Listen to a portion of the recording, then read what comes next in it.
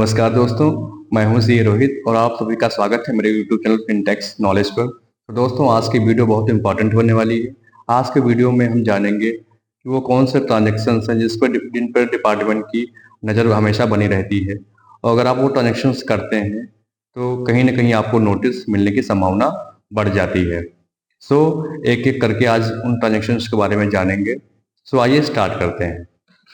पहला, अगर आप सेविंग अकाउंट में अपने 10 लाख रुपए या उससे ज़्यादा का कैश डिपॉजिट करवाते हैं पूरे फाइनेंशियल ईयर में।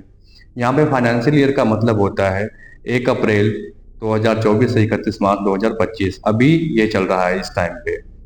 अगर आप इस पूरे साल में आपने 10 लाख रुपए से ज़्यादा का कैश जमा किया है अपने सेविंग अकाउंट में, वो एक सेविंग अकाउंट में भी हो सकता है, मल्टीपल सेविंग अकाउंट में भी हो सकता है, तो उस केस में ये बैंक की जिम्मेदारी बनती है कि आपके ट्रांजेक्शन्स को शेयर करें डिपार्टमेंट के साथ। और डिपार्टमेंट को जब आपके इस ट्रांजेक्शन्स की जानकारी हो जाती है तो उस केस में डिपार्टमेंट आपको नोटिस देकर ये पूछ सकता है कि आपके पास ये कैश कहाँ से आया, सोर्स ऑफ इनकम आपका क्या है, एक्सेट्रा। अगर आप कैश जमा भी करवा रहे हैं तो 10 लाख से ज्यादा का कैश ना जमा करवाएं एक पर्टिकुलर फाइनेंशियल ईयर में। दूसरा, कि कैश विड्रॉल कितना कर सकते हैं। तो कैश विड्रॉल की कोई लिमिट प्रेस्क्राइब नहीं की गई है डिपार्टमेंट के द्वारा। अगर यहाँ पे आपने अगर 3 साल का आरटीआर नहीं भरा हुआ है पिछले 3 सालों से, तो उस केस में अगर आप कैश विड्रॉल करने जा रहे हैं अपने सेविंग अकाउंट से या करंट अकाउंट से और 20 लाख रुपए से ज्यादा का विड्रॉल करते हैं पूरे साल में, तो उस केस में बैंक आपका 2% टीडीएस जरूर काटेगी। फॉर एग्जाम्पल, आपने पूरे साल में 25 लाख रुपए का कैश विड्रॉल किया अपने सेविंग अकाउंट से या करंट अकाउंट से, तो उस केस में जो एक्सेस 5 लाख रुपए है आपका, तो उस 5 लाख रुपए पे 2% टीडीएस बैंक जरूर काटेगी और उसके बाद जो बचेगा वो आपको दे देगी। एंड अगर यहाँ पे आप रेगुलर आईटीआर फाइल करते हैं तो उस केस में आपको डरने की बिल्कुल बात नहीं है। उस केस में अगर आप 1 करोड़ से ज्यादा का अमाउंट विड्रॉल करेंगे कैश में अपने सेविंग अकाउंट या करंट अकाउंट से, तो उस केस में आपको सिर्फ 2% टीडीएस देना पड़ेगा, वो भी जब 1 करोड़ से जो एक्सेस अमाउंट होगा। सपोज आपने 1 करोड़ 25 लाख रुपए विड्रॉल किए, तो सिर्फ आपको यहाँ पे 25 लाख पे 2% टीडीएस आपका बैंक काटेगी।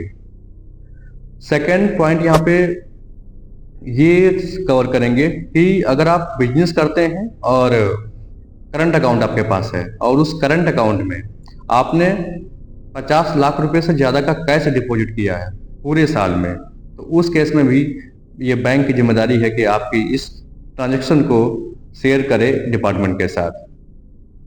थर्ड, अगर आप क्रेडिट कार्ड यूजर हैं और आप क्रेडिट कार्ड यूज करते हैं और क्रेडिट कार्ड के बिल का पेमेंट कैश में करते हैं या यूपीआई के थ्रू करते हैं, तो यहाँ भी आपको ध्यान रखने की आवश्यकता है। जैसे अगर आप कैश में करते हैं और कैश में आपने पूरे साल में 1 लाख रुपए से ज्यादा का पेमेंट किया क्रेडिट कार्ड के बिल का, तो उस केस में आपका क्रेडिट कार्ड जिस बैंक का है वो बैंक आपके इस ट्रांजेक्शन के बारे में डिपार्टमेंट को बताएगी। या आप क्रेडिट कार्ड के बिल को कैश में पेमेंट ना करके यूपीआई या गूगल पे के थ्रू करते हैं, तब भी आपकी क्रेडिट कार्ड इशूइंग बैंक आपकी इस ट्रांजेक्शन की जानकारी डिपार्टमेंट को देगी।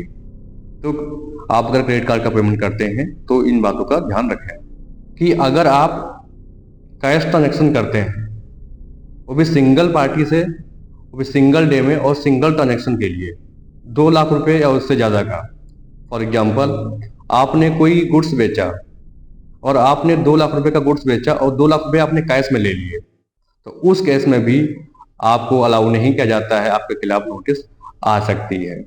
और सबसे एक लास्ट में एक इम्पॉर्टेंट पॉइंट यहाँ पे और हम देखने वाले हैं एफडी के संबंध में। अगर आप बैंक में एफडी करवाते हैं तो एफडी की भी लिमिट डिसाइड की गई है as per income tax act कि अगर आप 10 लाख से ज्यादा की एफडी करवाते हैं किसी भी बैंक में, अब यहाँ पे आप एक बैंक में भी करवा सकते हैं, मल्टीपल बैंक में भी करवा सकते हैं, तो उस केस में बैंक, अगर आप 10 लाख से ज्यादा का एफडी करवाए हैं पूरे साल में, उस केस में बैंक आपके इस ट्रांजेक्शन को भी डिपार्टमेंट के साथ शेयर करेगी।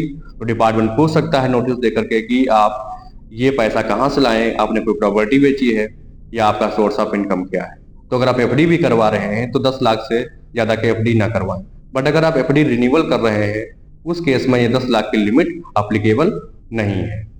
तो ये रहे कुछ ट्रांजेक्शन्स जिनको अगर आप करते हैं तो उस केस में डिपार्टमेंट नोटिस दे सकता है। मैंने ये नहीं कहा कि नोटिस आएगी ही आएगी, बट नोटिस आपको मिल सकती है। कुछ लोग ये भी बोलते हैं कि हमने ये ट्रांजैक्शन किए हुए हैं और हमको नोटिस नहीं मिली हुई है। तो मैं उनको एक बात बोलना चाहता हूँ कि नोटिस इशू करने की जो टाइम लिमिट होती है वो 3 ईयर होती है। तो आपको 3 साल तक कभी भी नोटिस डिपार्टमेंट दे सकता है और आपसे पूछ सकता है। और आपको पता है कि नोटिस आने के बाद फिर कॉन्सिक्वेंसेस क्या होते हैं। आपको पेनाल्टी भरनी पड़ सकती है। हो सकता है कि आपको जो भी आपने अमाउंट जिस पे आपने टैक्स नहीं दिया हुआ है या टैक्स बन रहा था, वो अमाउंट आपने टैक्स के रूप में नहीं पेमेंट किया है, तो उस टैक्स अमाउंट का डबल आपको पेनल्टी भी भरना पड़ सकता है। तो ये कुछ सीरियर कॉन्सिक्वेंसेस होते हैं। सो मेरी एडवाइस यही है कि इन ट्रांजेक्शन से बच के रहें। अगर आप आईटीआर फाइल करते हैं तब कोई डरने की बात नहीं है, क्योंकि आईटीआर जब आप फाइल करते हैं तो उसमें हर एक ट्रांजेक्शन का जस्टिफिकेशन दिया जाता है, वो प्रॉपर जस्टिफिकेशन। सो ये रही आज के कुछ इम्पोर्टेंट टॉपिक।